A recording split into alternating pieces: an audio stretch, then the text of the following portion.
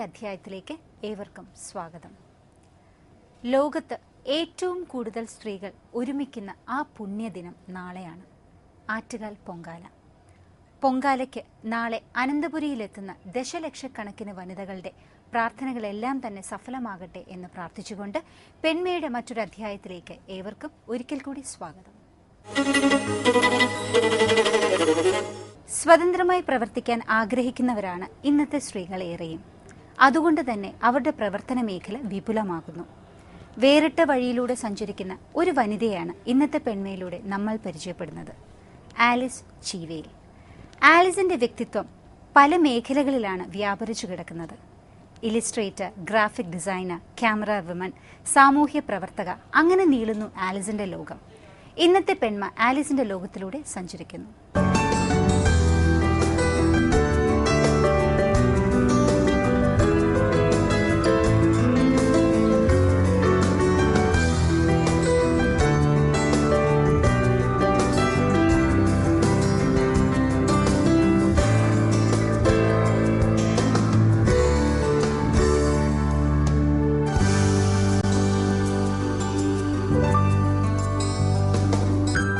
Pace എന്ന സംഘടനയുടെ joint secretary ആയിട്ട് ഞാൻ പ്രവർത്തിക്കുന്നു. പേസ് എന്ന peoples associations for social empowerment, സമകാലിക രാഷ്ട്രീയം, എല്ലാ രീതിയിലുമുള്ള സമകാലിക ഇഷ്യൂസിന് വേണ്ടിയിട്ട് സ്വതന്ത്രമായി ചിന്തിക്കുന്ന, കക്ഷി രാഷ്ട്രീയ ഭേദമന്യേ, ലിംഗവർണ്ണ ഭേദമന്യേ സ്വതന്ത്രമായി ചിന്തിച്ച് അതിനുവേണ്ടി പ്രവർത്തിക്കാൻ തയ്യാറായ എക്സ്പെഷ്യലി യൂത്ത്, അത്തരം ആൾക്കാരുടെ ഒരു സംഘടനയാണ്. 25ഓളം മെമ്പേഴ്സ് ആക്റ്റീവായിട്ട് ഞങ്ങളുടെ സംഘടനയിലുണ്ട്. നാഷണലി രജിസ്റ്റർ ചെയ്ത ഓർഗനൈസേഷനാണ്.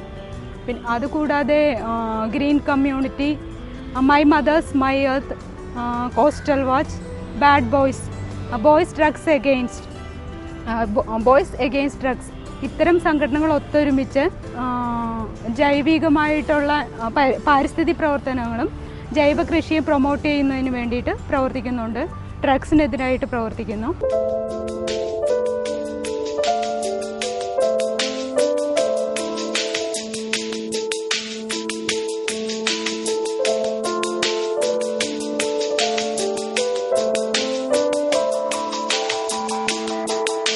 ഗ്രീൻ കമ്മ്യൂണിറ്റി ചെയ്യുന്നത് ശരിക്കും പാരിസ്ഥിതിക പ്രവർത്തനങ്ങളാണ്. ഒപ്പം ജൈവ കൃഷിയെ പ്രൊമോട്ട് ചെയ്യാൻ വേണ്ടിയിട്ട് കേരളത്തിലുള്ള എല്ലാ ജില്ലകളിലും ഒരുമിച്ച് പ്രവർത്തിക്കുന്നുണ്ട്. തിരുവനന്തപുരത്ത് ഗ്രീൻ കമ്മ്യൂണിറ്റിക്ക് വേണ്ടിയിട്ട് പേസ് മുന്നോട്ട് നിന്ന് വർക്ക് ചെയ്യുന്നു. പ്ലാസ്റ്റിക് നിരോധനത്തിന് വേണ്ടിയിട്ട് തുണികളുടെ സഞ്ചി നിർമ്മിച്ച് പലതരത്തിലുള്ള ബാഗുകൾ, ഇപ്പം തൂക്കിപ്പിടിക്കുന്ന സാധാരണ ഉപയോഗിക്കുന്ന ബാഗിനേക്കാൾ ഉപരി പുറത്ത് ഹാങ് ചെയ്യുന്ന തരത്തിലുള്ള ബാഗുകളും, അങ്ങനെ ഡിഫറെൻ്റ് ആയിട്ടുള്ള പല പാറ്റേണിലുള്ള ബാഗുകൾ, അതിൻ്റെ പ്രൊഡക്ഷൻ ഗ്രീൻ കമ്മ്യൂണിറ്റിക്ക് വേണ്ടിയിട്ട് പേസാണ് ഇപ്പോൾ ഏറ്റെടുത്തിരിക്കുന്നത്. അത്തരത്തിൽ പ്ലാസ്റ്റിക് നിർമ്മാർജ്ജനം അത് മുന്നോട്ട് അതിനെതിരെ പ്രവർത്തിക്കാൻ വേണ്ടിയിട്ടാണ് ഇപ്പോൾ ഞങ്ങൾ ബാഗിൻ്റെ പ്രൊഡക്ഷൻ ഏറ്റെടുത്തത്. അതുപോലെ സ്കൂൾ തലത്തിലും കോളേജുകളിലും ഡോർ ടു ഡോർ ക്യാമ്പയിനിങ്, പരിസ്ഥിതിക്ക് വേണ്ടിയിട്ടും മാലിന്യ നിർമ്മാർജ്ജനം ബേസ് ചെയ്തിട്ട് അത്തരത്തിൽ പ്രവർത്തിക്കുന്നുണ്ട്. അങ്ങനെ ഒരുപാട് ഏരിയയിൽ സോഷ്യൽ എല്ലാത്തരം ഇഷ്യൂസിന് വേണ്ടിയിട്ട് ഇപ്പം നിലനിൽക്കുന്ന സ്ത്രീകൾക്ക് എതിരെയുള്ള അതിക്രമങ്ങൾ, അതിനു വേണ്ടിയിട്ട് അങ്ങനെ ഒത്തിരി ആൾക്കാർ ഒരുമിച്ച് അങ്ങനെ വന്നു ചേർന്നതാണ് ഈ സംഘടനയിൽ. ശരിക്കും ഇപ്പോൾ നിലനിൽക്കുന്ന പ്രശ്നങ്ങളിൽ എല്ലാ വിഷയങ്ങളെയും കക്ഷി രാഷ്ട്രീയമാണ്, രാഷ്ട്രീയത്തിൻ്റെ ബേസ് ചെയ്തിട്ട് തീർച്ചയായിട്ടും കാര്യങ്ങളെ കാണുകയും അതനുസരിച്ചിട്ടാണ് അതിനു വേണ്ടിയിട്ടുള്ള സമരങ്ങൾ നടക്കുന്നത്. അതിനെതിരെ എല്ലാവരും ഏത് പ്രശ്നങ്ങളിലും ഒരേപോലെ സ്വതന്ത്രമായി നിൽക്കണം എന്നുള്ള താല്പര്യത്തോടെ വന്ന് എല്ലാവരും ചേർന്നിട്ട് തുടങ്ങിയ ഒരു സംഘടനയാണ്.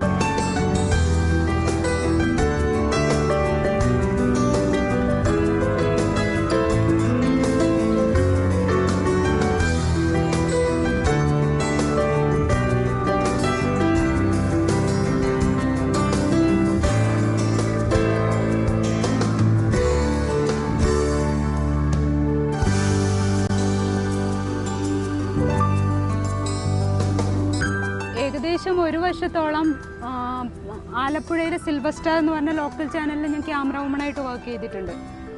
അത് ശരിക്കും ലൈഫിലുള്ള ഒരു ചലഞ്ച് തന്നെയായിരുന്നു. ബേസിക്കലി ഞാനൊരു പെയിൻറ്റർ ആയതുകൊണ്ടും ക്രിയേറ്റീവായിട്ടുള്ള എല്ലാത്തരം വർക്കുകളോടും താല്പര്യമാണ്. അങ്ങനെ ക്യാമറ എനിക്ക് അന്നൊരു പാഷനായിരുന്നു. അപ്പോൾ അങ്ങനെയാണ് ഞാൻ ഡിജിറ്റൽ വീഡിയോ ഫിലിം മേക്കിംഗ് എന്ന് പറഞ്ഞൊരു കോഴ്സ് ചെയ്തത്.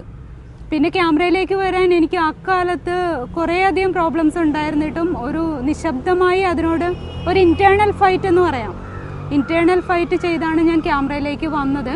അക്കാലത്ത് അത് വളരെ നന്നായിട്ട് തന്നെ എനിക്കത് ചെയ്യാൻ പറ്റും. കുറേയധികം അന്നത്തെ കാലത്ത് പത്രങ്ങൾ അത് റിപ്പോർട്ട് ചെയ്യുകയും ചെയ്തപ്പോൾ ശരിക്കും എന്നെ ആ രീതിയിൽ എൻ്റെ ഫാമിലി എല്ലാം ആക്സെപ്റ്റ് ചെയ്യുകയും ചെയ്തു.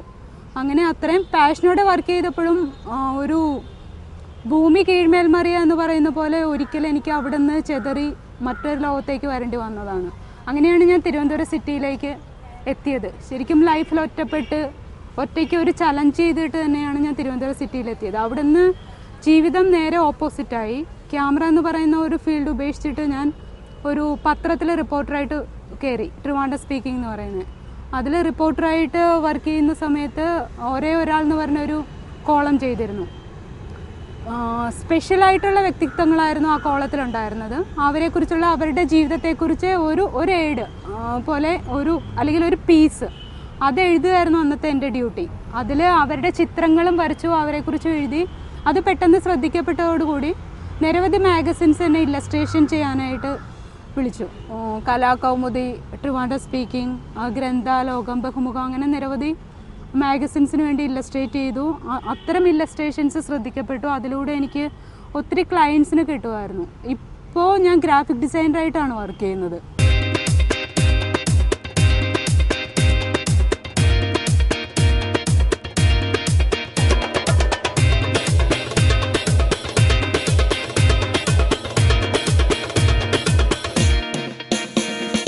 നമ്മുടെ നാട്ടിലെ തിരുവനന്തപുരത്ത് തന്നെയുള്ള ഏതാണ്ട് മിക്കവാറും ഗവൺമെൻറ് സ്ഥാപനങ്ങളെല്ലാം എൻ്റെ ക്ലയൻസ് തന്നെയാണ്.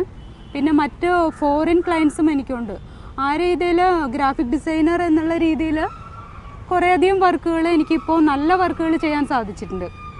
ഇപ്പോഴും ആ ഫീൽഡിൽ വളരെ നന്നായിട്ട് തന്നെയാണ് നിൽക്കുന്നത്. ക്യാമറ എൻ്റെ മെയിൻ പ്രൊഫഷനായിട്ട് ഞാൻ ഗ്രാഫിക് ഡിസൈനിങ് തന്നെയാണ് തിരഞ്ഞെടുത്തിരിക്കുന്നത്.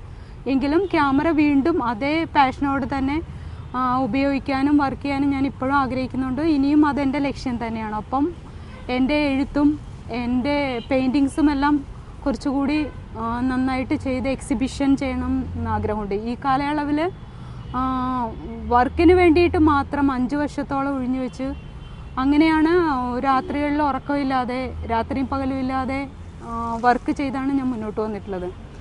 അതിനൊപ്പമാണ് ജീവിതത്തിലൊരു ലക്ഷ്യത്തിന് വേണ്ടിയിട്ടാണ് ഞാൻ സോഷ്യൽ വർക്കിലേക്ക് തിരിഞ്ഞത്. വളരെ കുട്ടിയായിരുന്നപ്പോൾ മുതലേ എനിക്ക് മദർ തെരേസയുടെ കൂടെ പോകണം, അങ്ങനെ ഒരു ആഗ്രഹം ഞാൻ എൻ്റെ മനസ്സിൽ സൂക്ഷിച്ചിരുന്നു. അങ്ങനെ ആരോടും അത് ഉള്ളു തുറന്ന് സംസാരിച്ചിട്ടേ ഇല്ല ഒരിക്കലും. പിന്നെ അമ്മ മരിച്ചു എന്ന് കേട്ട ഒരു സമയം എനിക്ക് അതിനെ ആക്സെപ്റ്റ് ചെയ്യാൻ അന്ന് എനിക്ക് ബുദ്ധിമുട്ടുണ്ടായിരുന്നു. അന്ന് ഞാൻ വളരെ ചെറിയ കുട്ടിയായിരുന്നു. പിന്നെ അതിനെക്കുറിച്ച് എനിക്കൊന്നും തന്നെ എങ്ങനെ മുന്നോട്ട് പോകണം എന്നറിയാത്തത് കൊണ്ട് അതങ്ങനെ അങ്ങ് ബ്രേക്കായി. പിന്നീട് ഒറ്റപ്പെട്ട ഒരു കാലത്തിൽ വീണ്ടും ഞാൻ സമൂഹത്തിലേക്ക് ഇറങ്ങി പ്രവർത്തിക്കണം എന്നുള്ള ആഗ്രഹം മുന്നോട്ട് വരികയും അങ്ങനെയാണ് ഞാനിപ്പോൾ ഞങ്ങളുടെ സംഘടനയെ രൂപീകരിച്ചു. അതിനൊപ്പം മറ്റ് ഒരുപാട് സംഘടനകളുടെ ഒപ്പം പല ഇഷ്യൂസിലും പ്രവർത്തിക്കുന്നുണ്ട്. ഇനിയും എൻ്റെ ജീവിതം സാമൂഹ്യ പ്രവർത്തനം, അങ്ങനെ ശരിക്കും തെരുവിലേക്ക് ഇറങ്ങി പോവുക, അത് തന്നെയാണ് എൻ്റെ ജീവിത ലക്ഷ്യം. ഇനി അങ്ങോട്ട് അങ്ങനെ മാത്രം പ്രവർത്തിക്കണം എന്നാണ് ആഗ്രഹിക്കുന്നത്. പെൺമയിൽ ഇനി ഒരു ചെറിയ ഇടവേള.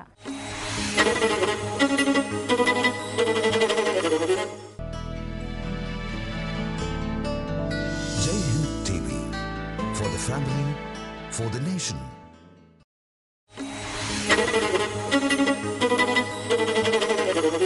സ്വതന്ത്രമായി പ്രവർത്തിക്കുന്ന പേസ് എന്ന സംഘടനയുടെ ജോയിന്റ് സെക്രട്ടറി കൂടിയാണ് ആലിസ്. ആലിസിന്റെ ബാക്കി വിശേഷങ്ങൾ കാണാം പെൺമയിലൂടെ.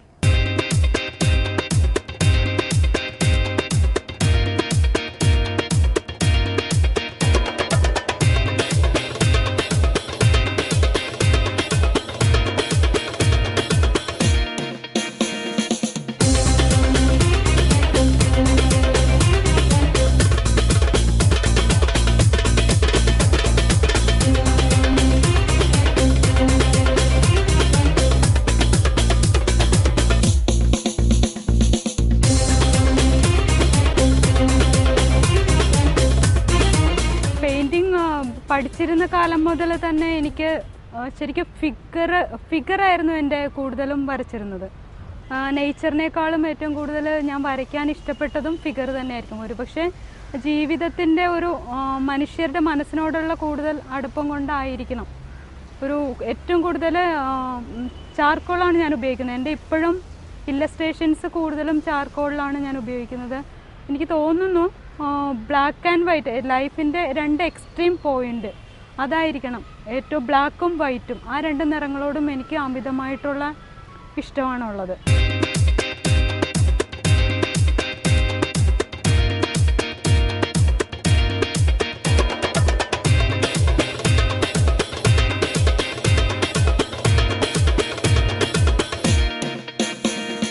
പഠിച്ചിരിക്കുന്ന കാലത്തും രേഖാചിത്രങ്ങളിലായിരുന്നു ഏറ്റവും കൂടുതൽ. അപ്പോൾ എൻ്റെ മാഷിൻ്റെ അടുത്ത് പറയുമായിരുന്നു, അത്തരം ഒരു രേഖാചിത്രത്തിൽ കോമ്പറ്റേറ്റ് ചെയ്യാൻ അവർക്ക് കുറച്ച് ടെൻഷനാണെന്ന് പറയും. കാരണം അത്രയും ഫുൾ ടൈം രാത്രികളിലുമൊക്കെ ഞാൻ എപ്പോഴും വരച്ചുകൊണ്ടിരിക്കുന്നതുകൊണ്ട് ബോൾഡായിട്ടുള്ള ലൈൻസ് ഉപയോഗിച്ച് ചിത്രങ്ങൾ വരയ്ക്കാൻ എനിക്ക് കഴിയുമായിരുന്നു. അപ്പോൾ വിവിധ നിറങ്ങളിലുള്ള ഒരു പെയിൻറ്റിങ് ചെയ്ത ഒരു എക്സിബിഷൻ ഒരു 1 ഇയറിനുള്ളിൽ ചെയ്യണമെന്ന് ആഗ്രഹിക്കുന്നുണ്ട്. അതിന് വേണ്ടിയിട്ട് കൂടുതൽ പ്രവർത്തിക്കുന്നുണ്ട്. എങ്കിൽ പോലും അതിൽ പോലും ഒരു പകുതി ചാർക്കോൾ പെയിൻറ്റിംഗ് ആണ് ഞാൻ ഉദ്ദേശിക്കുന്നത്.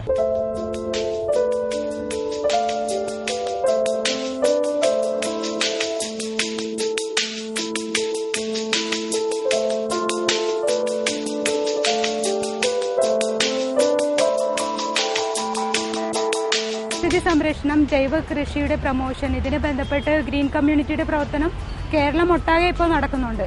അതിൽ ഇപ്പോൾ തിരുവനന്തപുരത്ത് നിന്ന് ഗ്രീൻ കമ്മ്യൂണിറ്റി പാലക്കാടേക്ക് യാത്രയായിട്ടുണ്ട്. തിരുവനന്തപുരത്തെ പ്രവർത്തനങ്ങൾ പേസ് ഏറ്റെടുക്കുകയും അതിനെ തുടർന്ന് മാലിന്യ സംസ്കരണത്തോടനുബന്ധിച്ച് ഞങ്ങളൊരു ഡോക്യുമെൻ്ററി പ്ലാൻ ചെയ്യുന്നുണ്ട്. അതിൻ്റെ ഒരു റഫ് സ്ക്രിപ്റ്റ് ഇപ്പോൾ ഞാൻ ചെയ്തു കഴിഞ്ഞു. വാർഡ് തലത്തിലും കുടുംബത്തിലും ഫ്ലാറ്റിലും അങ്ങനെ ഓരോ തലങ്ങളിലും എങ്ങനെ മാലിന്യ സംസ്കരണം നന്നായി ഇംപ്ലിമെൻറ്റ് ചെയ്യാം എന്നുള്ള രീതിയിൽ പൊതുജനങ്ങൾക്കൊരു അവയർനെസ് കൊടുക്കുന്നതിന് വേണ്ടിയിട്ടാണ് ഞങ്ങൾ ഈ ഡോക്യുമെൻ്ററി പ്ലാൻ ചെയ്യുന്നത്. ഒപ്പം നഗരങ്ങളുടെ കുപ്പത്തൊട്ടിയായി ഗ്രാമങ്ങൾ മാറുമ്പോൾ ഗ്രാമങ്ങളിൽ എന്ത് സംഭവിക്കുന്നു, അവരുടെ ജീവിതം എത്രത്തോളം ദുരിതം അനുഭവിക്കുന്നു എന്നുള്ള ഒരു ബോധ്യം തീർച്ചയായും എല്ലാ നഗരങ്ങൾക്കും, കേരളത്തിലെ എല്ലാ നഗരങ്ങൾക്കും ആവശ്യമാണ്. അതിനു വേണ്ടിയിട്ട് അവരുടെ പ്രശ്നങ്ങളെയും കൂടി ഉൾപ്പെടുത്തിക്കൊണ്ട് മാലിന്യ സംസ്കരണത്തിന് വേണ്ടിയിട്ട് ഞങ്ങളൊരു ഡോക്യുമെൻ്ററി പ്ലാൻ ചെയ്യുന്നത്. അതിൻ്റെ വർക്ക് ഇപ്പോൾ പേസ് നടത്തിക്കൊണ്ടിരിക്കുകയാണ്. അതിനോടൊപ്പം തന്നെ ഈ പ്ലാസ്റ്റിക് നിരോധനത്തിന് വേണ്ടിയിട്ട് പകരം നമ്മൾ പ്ലാസ്റ്റിക് നിരോധിക്കുക എന്ന് പറയുമ്പോൾ, പ്ലാസ്റ്റിക് കൂടുകൾ നിരോധിക്കുക എന്ന് പറയുമ്പോൾ അതിന് പകരം നമ്മൾ ഇപ്പം പേപ്പർ ബാഗുകൾ നിലവിലുണ്ടെങ്കിലും വളരെയധികം കുറച്ച് കാലം ഉപയോഗിക്കാൻ പറ്റുന്ന രീതിയിലുള്ള ബാഗുകൾ ഇന്ന് മാർക്കറ്റിലില്ല. അപ്പോൾ അതിൻ്റെ പ്രൊഡക്ഷൻ തിരുവനന്തപുരത്ത് പേസ് ഏറ്റെടുത്തിട്ടുണ്ട്. വിവിധ ഘട്ടങ്ങളിലായിട്ട് അത് നടപ്പിലാക്കും. സാധാരണ ജനങ്ങൾക്കും ടെക്സ്റ്റൈൽസ് അതുപോലെ പലതരത്തിലുള്ള ആൾക്കാരുടെ ആവശ്യത്തിന് വേണ്ടിയിട്ട് വിവിധ തരത്തിൽ വിവിധ കോസ്റ്റിൽ ഈ ക്ലോത്ത് ബാഗ് ഇറക്കാൻ ഞങ്ങൾ പ്ലാൻ ചെയ്തിട്ടുണ്ട്. അതിൻ്റെ പ്രവർത്തനങ്ങളും ഇപ്പോൾ സ്റ്റാർട്ട് ചെയ്തിട്ടുണ്ട്.